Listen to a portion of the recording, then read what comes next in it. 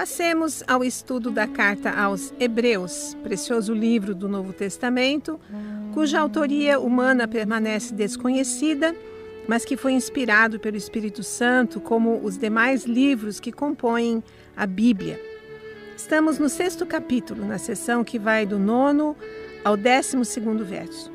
Antes de qualquer retrospectiva, vamos à leitura do texto. Acompanhe Hebreus 6, do verso 9 ao 12, em que a palavra de Deus diz assim: Quanto a vós outros, todavia, ó amados, estamos persuadidos das coisas que são melhores e pertencentes à salvação, ainda que falamos desta maneira. Porque Deus não é injusto para ficar esquecido do vosso trabalho e do amor que evidenciastes para com o seu nome, pois servistes e ainda servis aos santos. Desejamos, porém, continue cada um de vós mostrando até ao fim a mesma diligência para a plena certeza da esperança, para que não vos torneis indolentes, mas imitadores daqueles que pela fé e pela longanimidade herdam as promessas. Meu ouvinte, no estudo passado, eu destaquei alguns pontos dessa passagem à luz dos versos 9 e 10. Vimos primeiramente que não somente os incrédulos, mas também os crentes devem ser repreendidos de forma enérgica para o seu próprio bem, quando isso for necessário. O autor de Hebreus dirigiu palavras duras aos seus leitores, não por considerá-los apóstatas, mas porque importava-se com o estado espiritual deles e desejava mantê-los longe do caminho da incredulidade. E assim é que agem os bons pastores. Eles corrigem, exortam o rebanho que Deus lhes confiou, ao invés de apenas dizerem o que as ovelhas desejam ouvir.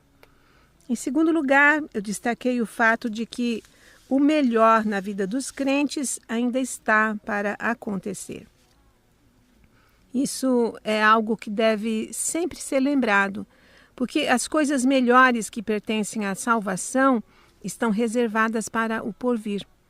Os crentes precisam recuperar essa visão bíblica, ao invés de ficarem demasiadamente envolvidos com os bens e prazeres deste mundo, que é um mundo tão transitório. O terceiro destaque do estudo passado foi que Deus não está obrigado a salvar os seres humanos por causa das obras deles. Esse é outro ponto que precisa ser constantemente reafirmado. A salvação ocorre unicamente pela graça divina. Ela é um presente de Deus para os seus eleitos e pessoa alguma jamais irá merecê-la. Não existem obras humanas que possam obrigar Deus a salvar quem quer que seja. A salvação é possível apenas por meio da fé em Jesus Cristo, o Filho de Deus, a segunda pessoa da Trindade Santa, que deu a sua vida voluntariamente, morrendo na cruz por causa dos nossos pecados, e que ressuscitou por causa da nossa justificação. A justiça que agrada a Deus e que os satisfaz é a justiça de Cristo Jesus, que é imputada, que é aplicada àqueles que nele creem. E por fim, em quarto lugar, eu destaquei o fato de que os verdadeiros crentes manifestam sua fé através dos seus atos e Deus os recompensa por isso. Cristãos verdadeiros são as pessoas de quem mais se deve esperar que produzam boas obras. E isso porque neles habita o Espírito Santo. E uma das funções do Espírito Santo é tornar os cristãos cada vez mais semelhantes a Jesus Cristo. Assim, eles devem manifestar naturalmente em seu viver o fruto do Espírito, de que lemos em Gálatas, 5º capítulo, versos 22 e 23. E o fruto do Espírito não é nada menos do que as virtudes de Cristo. É por tudo isso que deve-se esperar boas obras dos cristãos. Contudo, embora todas as condições lhes sejam dadas para que produzam boas obras, inclusive a motivação correta, ainda assim, na sua imensa misericórdia, Deus recompensa os cristãos quando eles as realizam. No texto de Hebreus que estamos vendo, O autor sacro destaca o cuidado que os seus leitores originais haviam manifestado com seus irmãos na fé, que estiveram em dificuldades. Como vimos, Deus perdoa os nossos pecados e não se lembra mais deles quando aceitamos Jesus Cristo como nosso Salvador e Senhor. Porém, dos atos bondosos que tenhamos realizado, especialmente em favor do seu povo, Deus nunca se esquecerá. Esse é um grande estímulo para não desanimarmos de fazer o bem, mesmo quando aqueles a quem ajudarmos pareçam não se importar. Deus certamente se importa e nenhum ato feito por amor a Deus e ao próximo terá sido em vão na vida do crente verdadeiro. Hoje terminaremos esta sessão do 6º capítulo. Vejamos quais são os destaques dos versos 11 e 12. E, a meu ver, o primeiro ponto a ser destacado é que a perseverança é algo a ser cultivado e fortalecido constantemente na vida do cristão. Observe o que diz o verso 11. Desejamos, porém, continue cada um de vós mostrando até ao fim a mesma diligência para a plena certeza da esperança. Diligência é o mesmo que zelo, empenho e cuidado. O autor de Hebreus acabou de elogiar aqueles cristãos vindos do judaísmo por sua assistência aos irmãos que haviam passado e ainda estavam passando por dificuldades em decorrência de perseguições religiosas movidas pelo Império Romano. Essa atitude era louvável. Contudo, ele se preocupava com a atual indiferença que aqueles cristãos estavam demonstrando quanto ao progresso na fé. Isso pode ser constatado especialmente no final do 5º capítulo. Uma vez que esses dois comportamentos opostos estavam evidentes entre os destinatários originais desta carta, o escritor, como amoroso mestre e pastor, estimula-os na direção correta, que é da perseverança, do zelo constante, da persistência no caminho do dever. O que está em foco neste ponto é a disposição de perseverar, tanto do crente quanto do grupo do qual ele faz parte. Lembremos que o passado do crente, sem importar o quanto tenha sido bom, o quanto sinceramente ele tenha vivido como pessoa convertida, deve impulsioná-lo a ter a mesma forma de conduta, baseada na mesma fé, até ao fim da sua peregrinação na terra. E isso vale também para as comunidades cristãs. Sabemos de pessoas que no passado foram missionárias ou envolveram-se com missões e hoje não mais. Sabemos de igrejas que em outras épocas enviaram obreiros para outros campos, igrejas que investiram em missões, que oraram fervorosamente por missionários e hoje não mais fazem isso. Por que isso ocorreu? Porque lhes faltou a perseverança que compete aos cristãos cultivarem.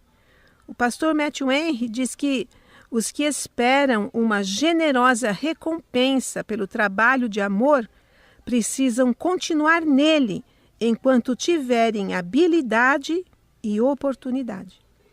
O autor de Hebreus parece recear que seus leitores não fossem capazes de perseverar no cuidado com os irmãos necessitados, assim como não haviam perseverado no crescimento espiritual, chegando a um estado de estagnação na fé. Essa é a razão das suas palavras de estímulo nesta seção da carta. Devemos considerar, meu ouvinte, que a doutrina da perseverança dos santos, de que falei nos estudos 45 e 46, não é o que está em questão aqui. Aquela doutrina afirma que aqueles que Deus escolheu antes da fundação do mundo para serem seus filhos por adoção, por meio de Cristo, não se perderão, não cairão definitiva e irremediavelmente da graça divina, e sim, que serão salvos no final. Mas o que estamos tratando nesta sessão, e especialmente nos versos 11 e 12, é a constância do crente, tanto no seu trabalho de amor, quanto no seu desenvolvimento espiritual. Nesse ponto, é grande a responsabilidade pessoal, pois Deus nos concede habilidades e oportunidades. Enquanto essas perdurarem, como acabei de ler o que Matthew Henry falou, enquanto elas perdurarem, devemos continuar, devemos perseverar. E certamente o Senhor nos recompensará, pois a isso é que se aplicam os galardões de que a Bíblia fala. A esse respeito, o teólogo e reformador João Calvino, em seu comentário de Hebreus, publicado pela editora Fiel, observa que, assim como o autor mistura louvor com admoestação, com o fim de não irritar o ânimo dos seus leitores, ele agora lhes dirige uma advertência sem rodeios, mostrando o que ainda lhes falta. Então, o que ele diz é que eles tinham apresentado evidência de amor. E tinham feito isso através de muitas provas e demonstrações. Agora, restava que a fé correspondesse a esse amor. Ou seja, tendes ardorosamente labutado para não decairdes em vossas obrigações para com os homens. Deveis agora aplicar-vos com não menos ardor ao progresso de vossa fé, e assim manifestar diante de Deus que ela é firme e plenamente sólida. E isso nos leva ao segundo ponto a ser destacado do nosso texto. É que a vida cristã não é completa, a menos que direcionemos nosso zelo e dedicação tanto para o trabalho de amor quanto para a fé. Não são poucos, meu ouvinte, os que defendem um cristianismo que se limita ao bom testemunho diante dos homens. Honestidade e integridade, nesse caso, seriam suficientes. Certamente esse bom testemunho é indispensável e faz parte da obrigação do cristão em ser sal e ser luz, como disse o Senhor Jesus no Sermão do Monte. Contudo, o bom testemunho não se sustenta sozinho e não tem valor se estiver desconectado da fé, se não for um reflexo da fé em Deus. E quando a Bíblia fala em fé, devemos sempre lembrar que não se trata dessa fé geral que o nosso povo costuma ter. Não é fé em Deus e também em Maria e nos santos católicos. Não é fé em amuletos. Não é fé no pensamento positivo. Não é fé num copo d'água. Não é fé no óleo ungido. Não é fé na água do Rio Jordão.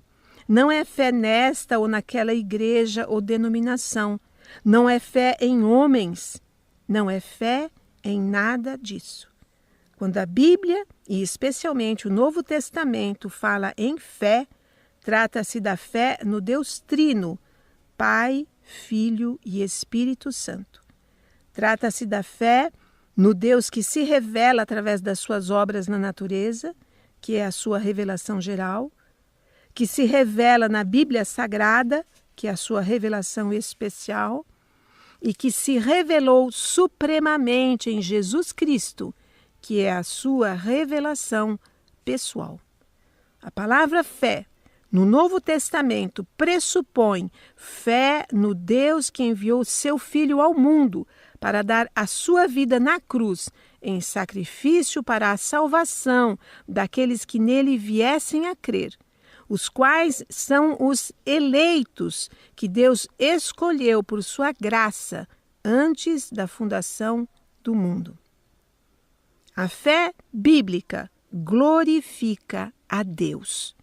E a fé geral, embora até use o nome de Deus, rouba de Deus a sua glória. Não basta, meu ouvinte, que nos apliquemos ao trabalho de amor. É preciso que nos apliquemos com igual ou maior empenho ao crescimento espiritual, ao desenvolvimento na fé bíblica. E é exatamente aí que tantos tropeçam. Tantos contentam-se em realizar atividades filantrópicas, que são louváveis, não resta dúvida, já que existem tantos necessitados a acudir. Contudo, esquecem ou menosprezam o seu desenvolvimento espiritual, contrariando a recomendação bíblica para que nos esforcemos em direção à maturidade cristã. O apóstolo Pedro, por exemplo, em sua segunda carta, 3º capítulo, faz um alerta para que estejamos prevenidos contra os que ensinam mentiras e recomenda que, antes, cresçamos na graça e no conhecimento de nosso Senhor e Salvador Jesus Cristo, a quem deve ser dada a glória, tanto agora como no dia eterno. João Calvino afirma que o escritor de Hebreus demonstra no verso 11 que existem duas partes no cristianismo que correspondem às duas tábuas da lei.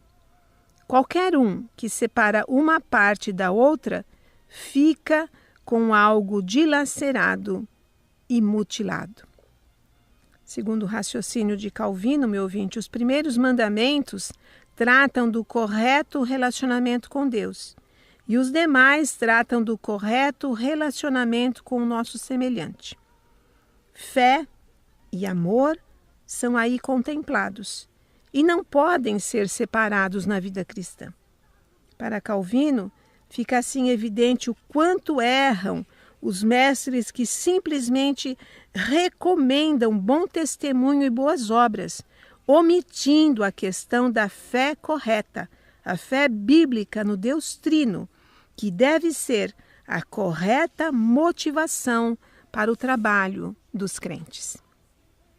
O terceiro ponto a ser destacado nesta seção da carta aos Hebreus é que, aos que perseveram na fé, está reservada a completa certeza da esperança.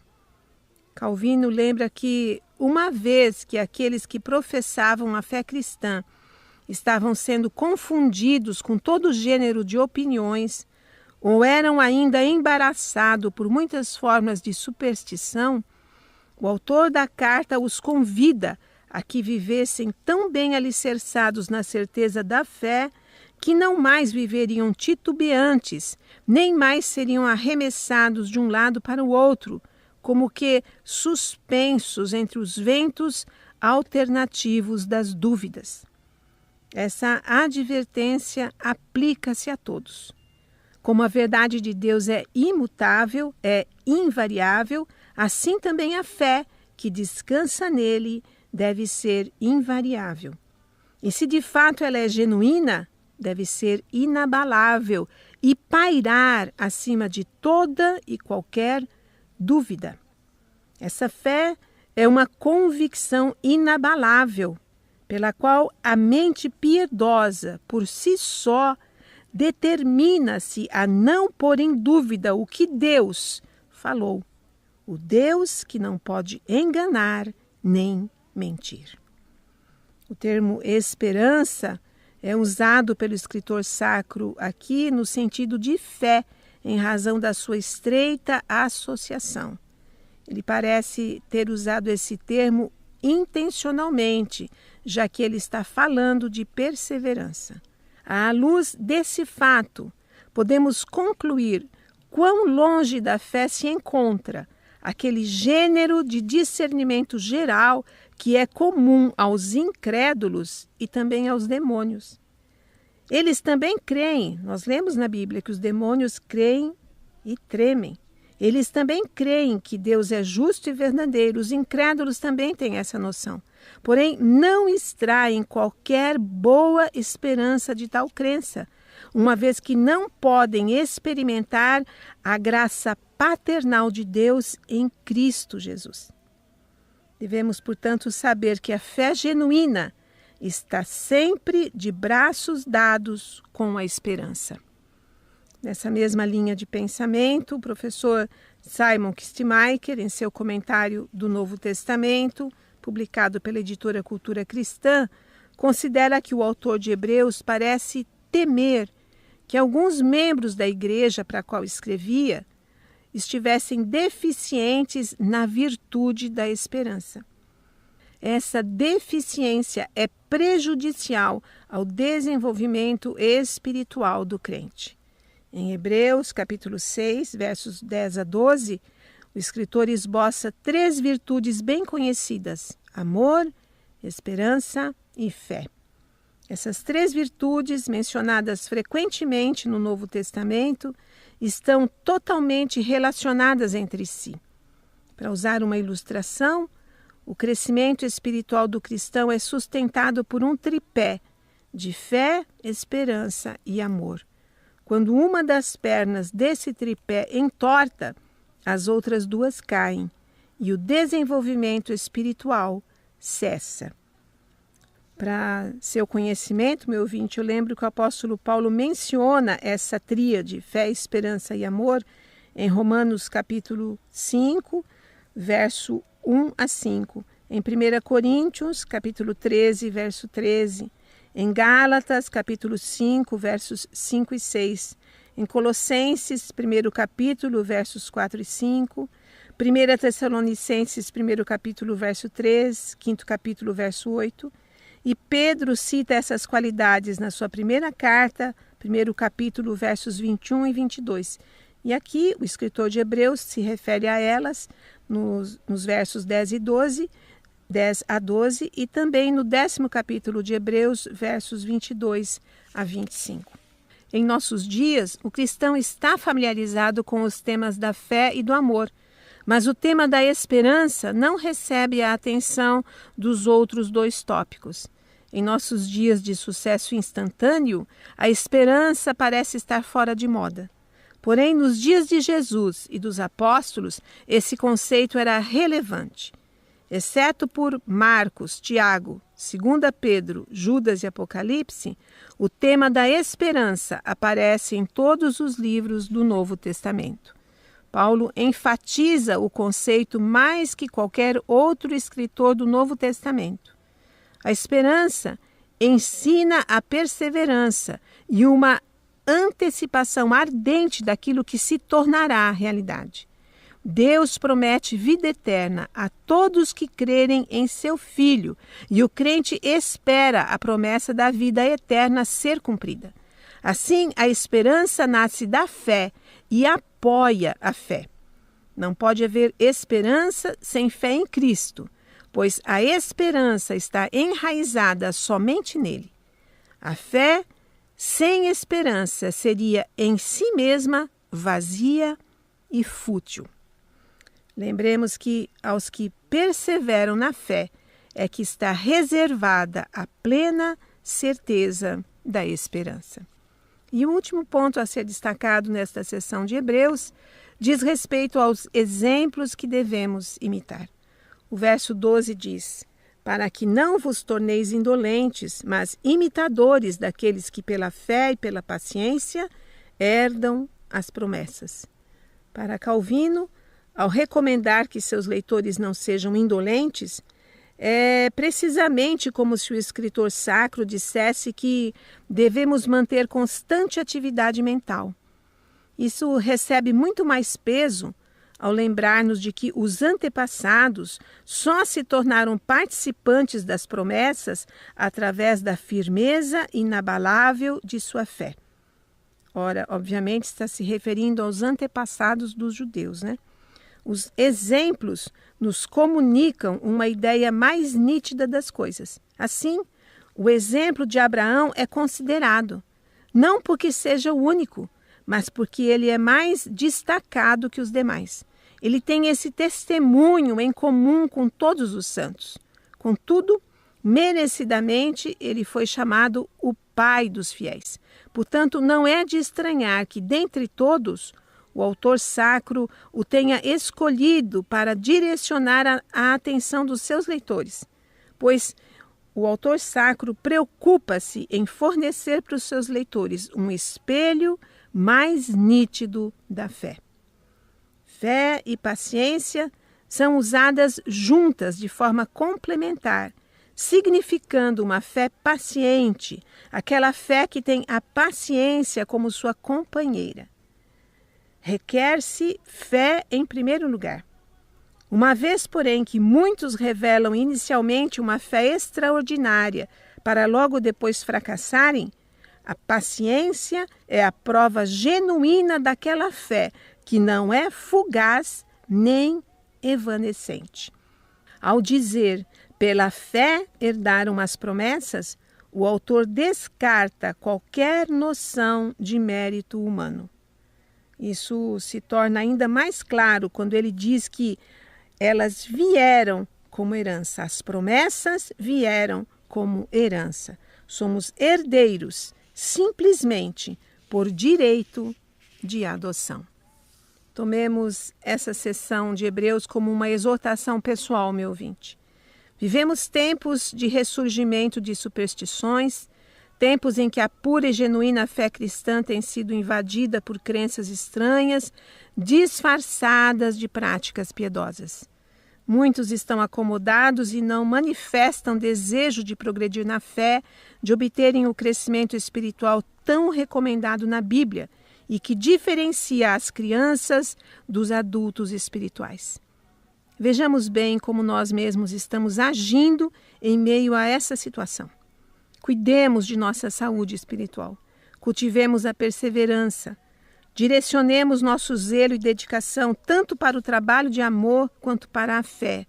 Perseveremos para a completa fruição da certeza da esperança e reparemos bem nos exemplos para os quais somos encorajados a olhar. Assim agindo, certamente estaremos glorificando aquele que merece toda a glória, toda a honra e todo o louvor, não apenas hoje, mas eternamente. Amém.